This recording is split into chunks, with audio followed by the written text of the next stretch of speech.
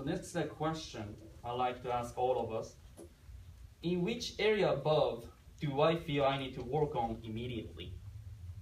So let's dial back. Maybe 2 nights ago, do you remember the kind of dinner you had with a friends, a family? Anybody? Okay. Or the last time you spoke with somebody about salvation or church, Bible quotes, or you are a missionary, helping the poor, or that type of thing, helping the kids at the school. Okay. Think about the message you're conveying. Okay. What do you need to work on? The message you're giving to the world, or the way you're using, or look at yourself, the character. Think about what you can work on immediately.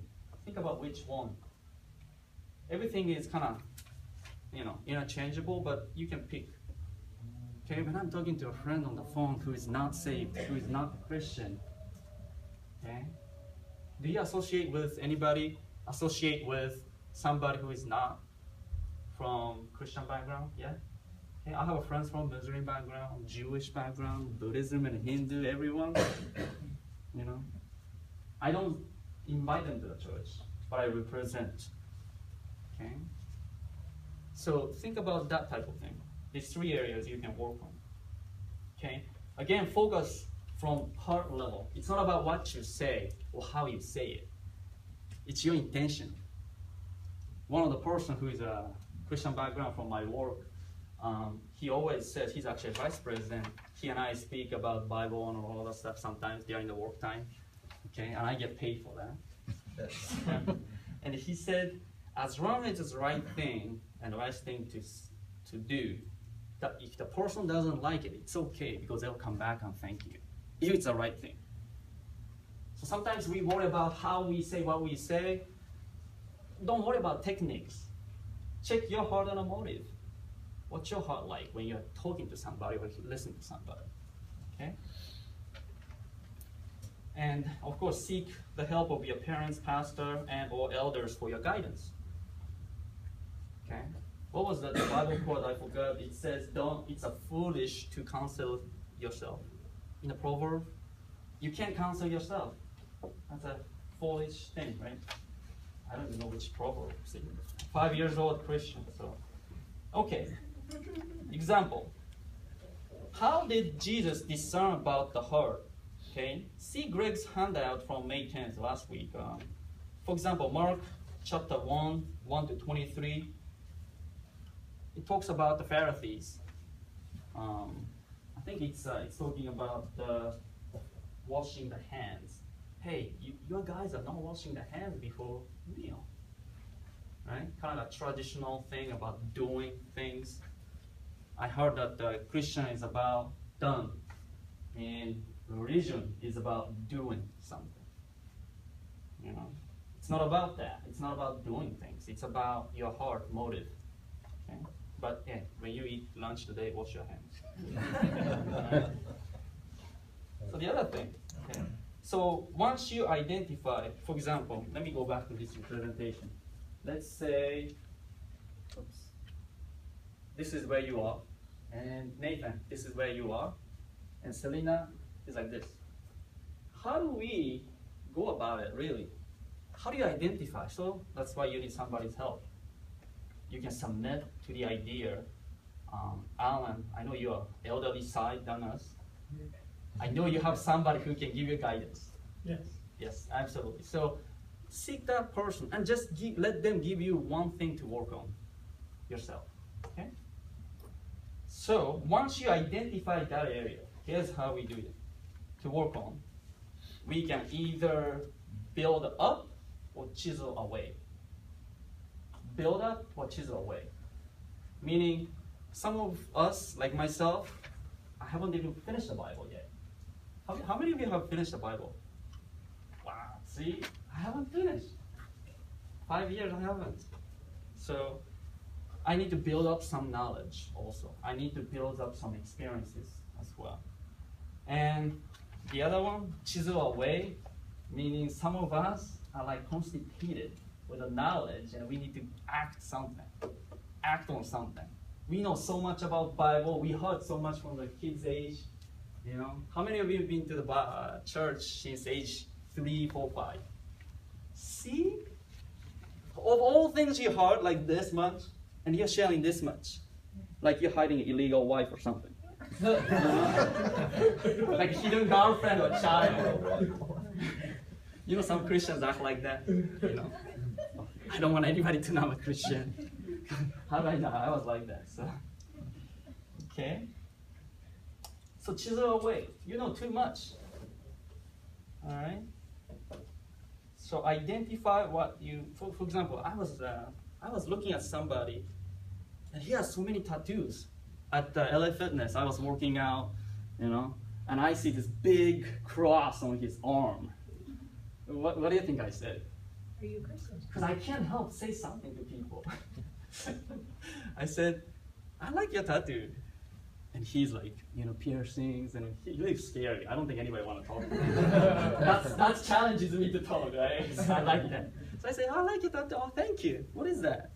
Oh, it's Christ, and this is my mother's name. Mother's name is what I was thinking. I didn't make that face. Mother's name. And we got to talk, and he actually said, well, actually, I'm actually looking for church. I'm like, you know, salivating, you know. Okay, here's another, you know. And you know what I do? I'm like a cool hand look. I don't want to say, really? Come to my church. No, nobody do that. I don't do that, you know. Oh, really? Okay. So, and he asked me what church I go to. Yeah, I go to Calvary on the, you know, near Main Street. And, oh, I don't know that one. Yeah, it's an awesome church. And I'm just taking a response, you know. I'm not selling the Christ here, but for me, it's almost like a negotiation. I want this person to come to the church, you know. I'm thinking, okay, yeah, next service is 10 o'clock, you up? Yeah, you can come. He said, yeah. Okay, here you go. They exchange the number. Guess what? I called, I think a couple days later, because I sent him the message on cbbc.net and address and all that. So yeah, if you can come, no biggie. If you cannot come, no big deal. If you can come, great. And I called. After the text message, I called. He picked up, hung up. Ooh. Tattoo. See, you have to try, okay? So, there are many people with a, you know, cross and Jesus tattoo. I don't know what's going on in the world right now. But okay. So, all right, where are we? I lost. Okay, here we go. So real life example. Attitude is external, heart is internal. When helping one another, participate in the church activity, giving donations, missionally, listening and nodding to someone's concern. Here's my problem. I joined the church, and Selena knows my personality. Okay. And I didn't know that. But my mom, all the years I've grown up, oh, he's not listening. He's not interested. He's not listening. He's not interested. I remember that. And how do I realize that coming to the church and at work is, people told me at work that, Aki, do you like people? I said, why? They're asking. Because when you are talking to people or listening to people, you really don't care, do you? I said, I don't. So that's been like 3 years ago. And I really don't. I think about it. You know, I don't, I guess. You know, so I have never been to a church's wedding, funeral. I only went to the men's prayer once. And my problem, I told Greg, is that somehow I don't have that much love for people. So I'm like, and I told Greg that concern, and he said, that's majority of church's problem. Really, is it for you too? Do you really care about people? I know she does. You know, I have maybe 5 friends or less. She has like hundreds. And I'm okay with that. And Greg said, I was the same way too, you know. I just want to be myself. We are loners. So when I did a quarter review with my boss, and she said, Aki, everything's fine. The project and the businesses, everything's fine. Except one thing. Can you, be a little more loving? Really? And she's not a Christian. And I told her, so that's a moment. Okay, here we go. Yeah, I was actually told that at church too. You know, I was kind of sharing the gospel then. So my challenge as a person, I don't know about you, is love. I'm okay by myself, so that's an issue. So I need to work on my heart to be more loving. Some of you come in natural like Lisa. You know, the first time I went to her Thanksgiving, she invited me for Thanksgiving. You know why I went? Anybody know? Yeah, food. Sorry, it was a food. So yeah, food is a good bait for the outside world. So, hey, I got some food at home. You know, that's how you share gospel. Okay. So here's a last thing we want to do before we wind up. This is the page somewhere in the chapter. If you have a book, this is one of the pages of the illustration. This is what the Paul David Tripp. Oh, he's a wonderful one. I watched dozens of his videos. He cracks me up. Have you anybody watched? Yeah, you like it? Yeah. He was in I think a college preaching about some things. So okay. Love, know, speak, and do. Okay. That 4 ways to influence. It's not about steps, although there could be some orders, but it's about heart change. Okay. You have a negative fruits, like some baggages, or you need to maybe add some fruits or something, but you need to chisel away, right? You can't do that, can point out, fixing